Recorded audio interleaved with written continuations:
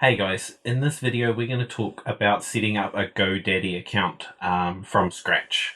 So if we go to the GoDaddy website, which I'll pop down below, we basically go, this is their main page, and we go up to the top right hand corner and we go to sign in.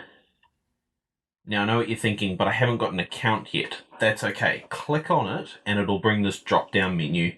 Now all we have to do is click on create account.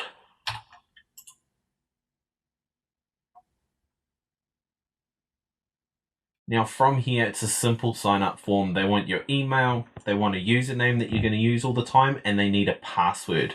Now, let's enter that. Now, also you need to set up a support pin. Now, this support pin is for if you need help with anything from the GoDaddy support guys. They'll ask you for this 4-digit pin.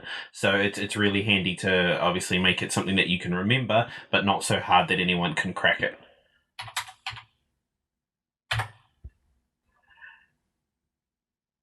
And basically, do you want to agree to have personalized offers sent to you via that email address, or do you just want to decline and not worry about it? We'll click agree.